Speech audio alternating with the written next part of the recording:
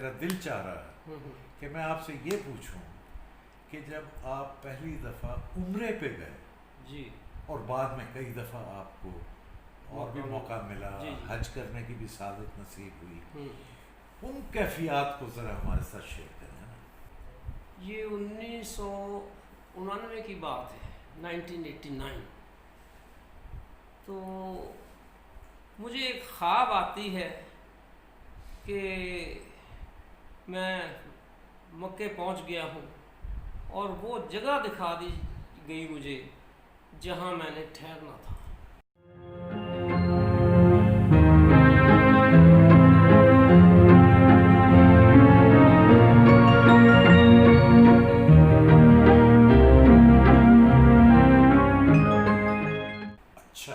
یہ میں اپنے خواب کی بات کر رہا ہوں۔ ٹھیک ہے، ابھی گئے نہیں؟ ابھی گیا نہیں تھا میں، اور وہ جگہ مجھے نظر آئی خواب میں۔ پھر میں جب وہاں پہنچا تو میری بالکل وہ خواب والی اسی جگہ پہ میں گیا اور اسی جگہ میں ہوٹل انتخاب کیا۔ تو یہ ایک اللہ تعالیٰ کی کرم نوازی تھی۔ 1988 میں میں نے قدرت اللہ شہاب کی کتاب پڑھی، اس کا آخری چیپٹر ہے چھوٹا منہ بڑی بات۔ جی جی۔ اس میں اس نے کچھ وظائف کا تذکرہ کیا تو مجھے میرے دل کو بہت بھایا، کچھ میرے دل پہ اثر بھی کیا۔ اس میں قدرت اللہ شہاب نے پہلا فقرہ لکھا ہے کہ قرآن شریف آپ جب پڑھو ترجمے کے ساتھ پڑھو۔ پھر میں نے کوئی 6 دفعہ مختلف ترجموں کے ساتھ قرآن کو پڑھا۔ اچھا۔ تو ابھی 1990 کی بات ہے کہ میں نے محفلیں کرانی شروع کر دی میلاد کی۔ 89 میں پہلی دفعہ کرائی تھی، عمرے سے آ کے پھر میں محفلیں کرانی اچھا، شروع۔ یہ آپ کی بات میں کاٹ رہا ہوں، 89 میں آپ نے عمرہ کیا پہلا؟ جی جی پہلا۔ اور اس سے پہلے آپ نے خواب دیکھا؟ ہاں خواب دیکھا۔ جب خواب دیکھا جی، اس سے پہلے کیا دل میں عمرے کی تمنا تھی یا اس کے بعد پیدا ہوئی؟ اس سے پہلے میں نے یہ قدرت اللہ شہاب کی کتاب پڑھی، وہ چیپٹر 9 نے مجھ پہ بڑا اثر کیا۔ ٹھیک۔ پھر اس کی کتاب میں نے پڑھ رکھی تھی ممتاز مفتی کی لبیک، جس میں اس نے قدرت اللہ شہاب کے ساتھ سفر کرنے کا، ہاں حج کیا تھا، پہلے عمرے پہ گئے تھے۔ اچھا۔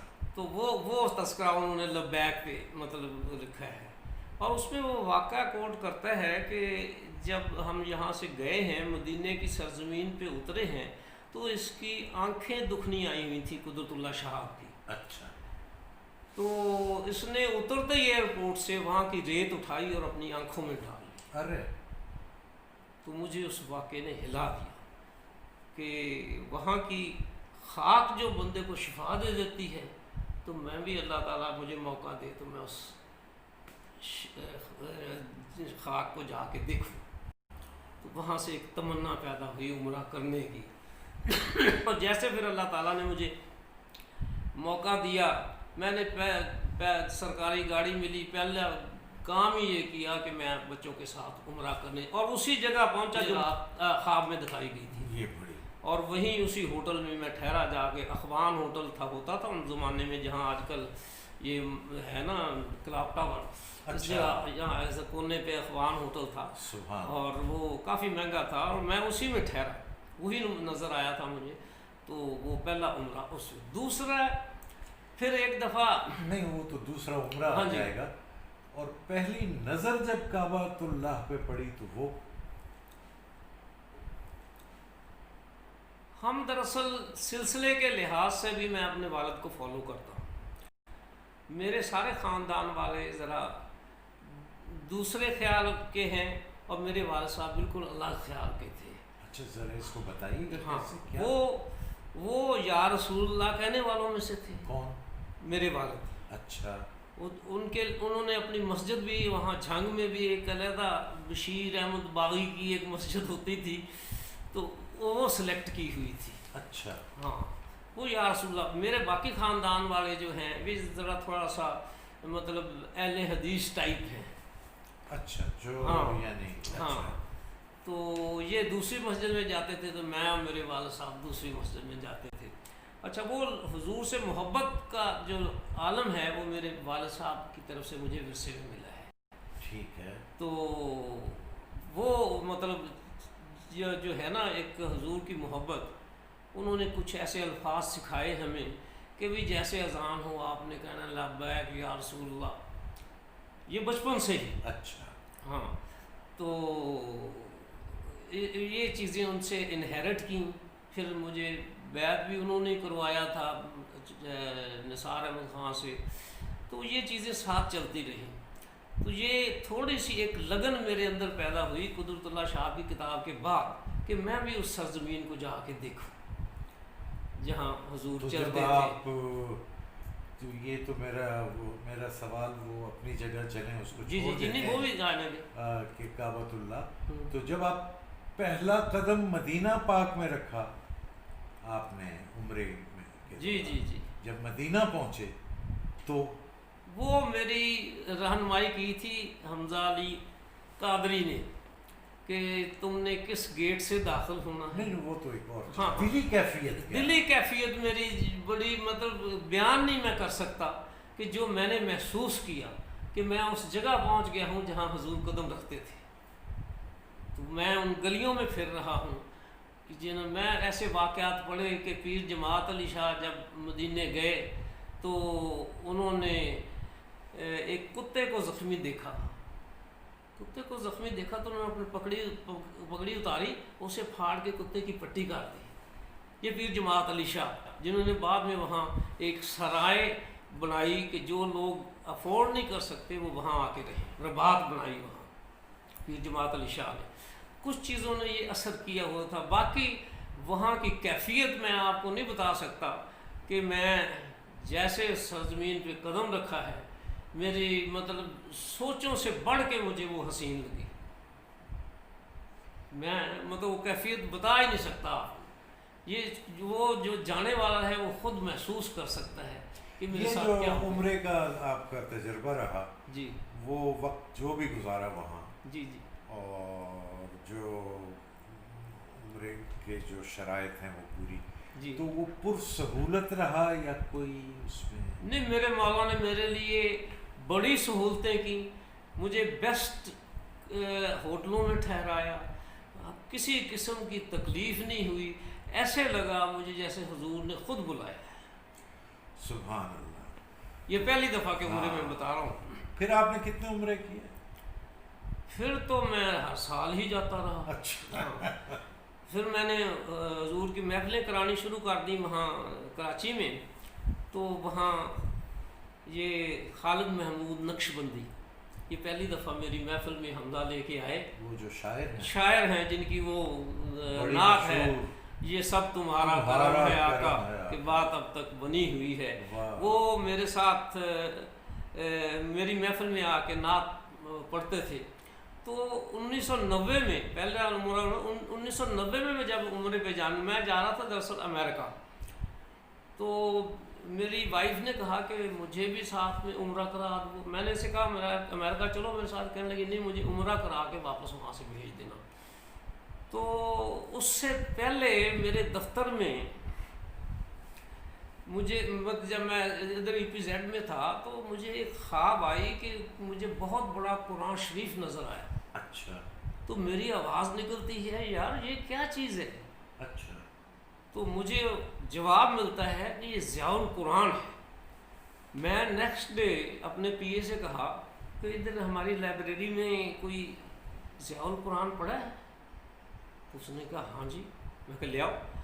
جب وہ لایا تو 5 جلدیں تھیں. تفسیر ہے, وہ تفسیر ہے پیر کرم علی شاہ صاحب کی. جب وہ لے آیا تو میں نے کہا یار اس کو تو لائبریری میں رکھو, تم جاؤ بازار ابھی 5 جلدیں میرے لیے خرید کے لاؤ. پیر کرم علی شاہ تو بہت بڑی جناب آپ سن لیں واقعہ. یہ بھی ایک واقعہ ہے لوگوں کے لیے. میں نے وہ خرید کے رکھا. جب میں نے اس کا پہلا صفحہ کھولا تو اس پہ لکھا ہوا تھا یہ وہ کتاب ہے کہ جس نے آج سے 1400 سال پہلے بدوؤں کو ہدایت دے دی. کیا ہمیں نہیں دے سکتی یہ ہدایت؟ یہ دے سکتی ہے آج بھی اگر ہمارا دل اس سے ہدایت لینے پہ تیار ہو. یہ فکرہ لکھا ہوا اس میں. پیر کرم شاہ سے، بس اتنا میں نے پڑھا ہے. اوپر سے عمرے کا ٹائم آ گیا، میں امریکہ جا رہا تھا، اس کو ساتھ لیا، ایئرپورٹ پہ پہنچا، وہاں خالد محمود نقشبندی اور ان کے والد اسی عمرے کے لیے وہ تیار. اچھا جی، وہ بس پھر تو ہمارا اکٹھے ہی سفر شروع ہو گیا. جب مکے پہنچے تو ہم وہاں ایک حجاز ہوٹل ہوتا تھا، وہاں جا کے ٹھہرے. جب وہاں حجاز ہوٹل میں ٹھہرے تو وہاں پتہ لگا جی پیر کرم شاہ صاحب آ رہے ہیں. اچھا. تو اچھا، وہ پیر کرم شاہ صاحب خالد محمود نقشبندی کے بڑے مداح تھے نعتوں کی وجہ سے. اچھا اچھا. تو میں نے خالد صاحب سے کہا یار پیر صاحب سے ذرا ملاقات تو کرا دیں. وہ جناب وہاں مکے میں تو ہماری ملاقات نہ ہو سکی، وہ مدینے چلے گئے. 2 دن بعد ہم بھی مدینے میں چلے گئے، کیونکہ ساتھ ہی رہے ہم. پھر خالد صاحب کے والد صاحب جو ہے وہ میری بیوی کو اپنی بیٹی کہا کرتے تھے. کیوں نہیں ایسے تھا نا.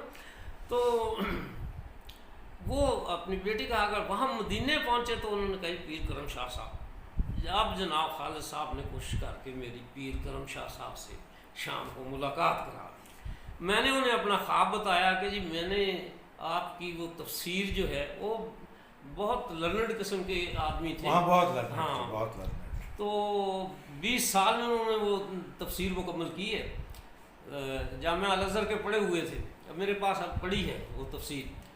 تو میں نے ان سے اپنے خواب کا تذکرہ کیا کہ اس طرح مجھے خواب آیا ہے، تو میں نے وہ کتاب اب کہنے لگے اسے پڑھنا تو پھر میرے سے بات کرنا. تو خیر جی، وہ مطلب ادھر وہ پیر کرم شاہ صاحب کے ساتھ ہی ہم نے مل کے حضور کے دربار میں حاضری دی. ماشاء اللہ جی. اور مجھے ان کے ساتھ جانا بھی بڑا مطلب اہم لگا.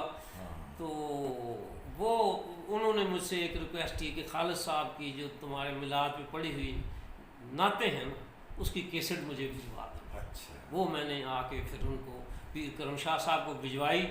اور یہ جو تفسیر ہے ان کی، میرے چونکہ اسلام آباد روزانہ ہر دوسرے تیسرے دن آنا جانا ہوتا تھا سرکاری کاموں کے سلسلے، میں نے ڈیورنگ ایئر ٹریول وہ 5 جلدیں ختم کی. اچھا ماشاء اللہ. میں ایئرپورٹ پہ جاتا تھا، گھنٹہ بیٹھنا پڑتا تھا تو میں وہی پڑھتا رہتا تھا.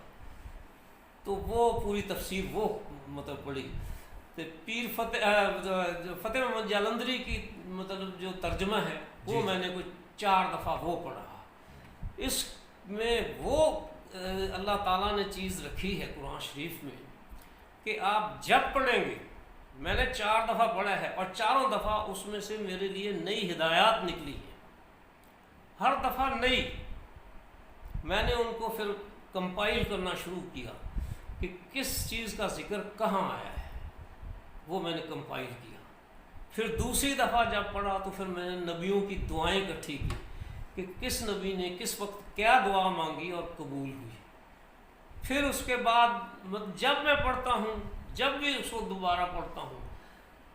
اچھا، پھر میں نے اپنا یہ وتیرہ بنا لیا تھا کہ صبح 2 صفحے قرآن کے پڑھ کے میں نے دفتر جانا ہے. اچھا.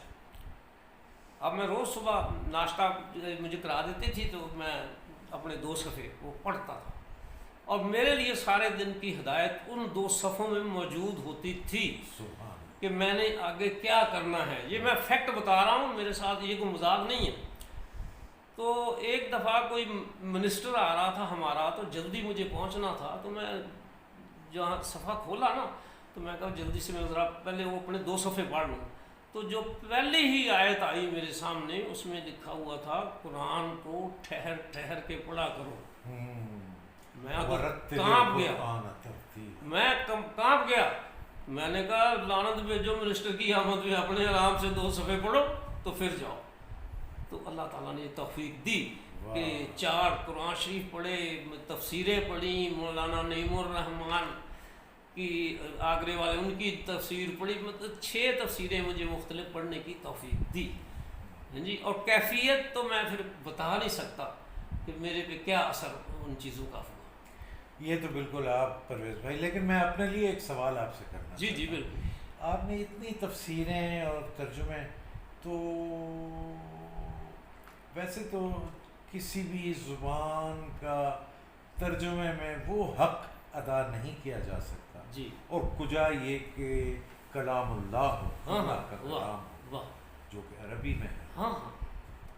لیکن آپ کیا یعنی سجیسٹ کرتے ہیں کہ کن کی تفسیر اور کن کا ترجمہ ایک عامی کے لیے، ہاں ہاں، عام بندے کے لیے؟ دیکھو جی، آج تک امپارشل ترجمہ جو آپ کو ہر ہوٹل میں ملے گا، ہر جگہ ملے گا، جس پہ کسی کو کوئی اعتراض نہیں ہے، وہ فتح محمد جلندری کا ہے ترجمہ. اس طرح روانی سے اردو میں کیا ہے. کوشش تو انہوں نے بھی کی، یہ جو کون ہے مولانا طاہر القادری، انہوں نے بھی ایک روانی سے ترجمہ لکھا ہے، لیکن مجھے اس میں کوئی وہ چیز ہی نہیں نظر آئی جو فتح محمد جلندری کے ترجمے میں ہے. تو وہ جو ضیاء القرآن تفسیر ہے، ہاں جی، اس میں ترجمہ بھی تو ہوگا. وہ سارے ترجمے جتنے ہیں وہ روانی سے نہیں ہیں. جیسے مطلب کہا اللہ تعالیٰ نے آپ سنبھل جاؤ یا سوچو، وہ روانی سے ترجمہ ہے. روانی سے ترجمہ صرف آپ کو مستند جو ملے گا وہ فتح محمد جلندری کا ہے. آپ بھی پڑھیں، میں تحفہ کروں گا آپ کو اس کا ترجمہ فتح محمد جلندری کا. اس کسی فرقے کا نہیں ہے، کسی مسلک کا نہیں ہے، سب متفق ہیں، سب متفق. اور میں نے بتایا نا کہ ہر ہوٹل کے کمرے میں پاکستان میں جتنے 5 اسٹار ہوٹل ہیں ان میں فتح محمد جلندری کا ترجمہ پڑا ہوتا ہے، تاکہ کسی مسلک کو نہ ریپرزینٹ کرے. اب ہم نے سوال یہ شروع کیا تھا کہ آپ کے عمرے اور جی وہاں حرمین شریفین جانا. جی بس وہ عمرے تو اللہ تعالیٰ نے پھر بڑے موقع دیے. حج پہ بھی گیا؟ حج 92 میں میں نے حج کر لیا. ہاں ہاں، وہ بھی حج کے لیے مطلب کوئی پلاننگ نہیں تھی میری، تو کسی نے مجھے کہا حج پہ جانا. اس وقت حج کے ویزے لگ جاتے تھے تو میں نے کہا یار حج پہ کون نہ کرتا ہے. انہوں نے کہا پاسپورٹ دو، تو میں تو ویزا لگوا دیتا ہوں. مطلب کسی بغیر کسی معلم کے، بغیر کسی چیز انتظام کے. تو میں نے گھر پہ آ کے اس سے بات کی بھی حج پہ چلنا ہے، تو کہنے لگی میری ماں کو بھی لے چلو. میں کہا چلو لوگ منگا لو پاسپورٹ. پھر ہمارے سامنے والے ہمسائے تھے تو انہوں نے کہا جی اس طرح ویزے لگ رہے ہیں تو ہمارے بھی لگوا دیں. تو ہم نے 5 پاسپورٹ اپنے اس دوست کو دے دیے. اچھا. اور اس نے ہمیں حج کا ویزا لگا کے دے دیا. کوئی انتظام نہیں.